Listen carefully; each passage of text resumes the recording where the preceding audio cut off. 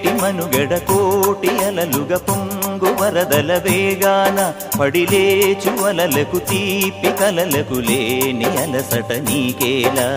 నల్ల నల్ల నీళ్లలోన ఎల్లకిల్ల పడ్డట్టున్న అల్లు మల్లు ఆకాశాన చుక్కల్లు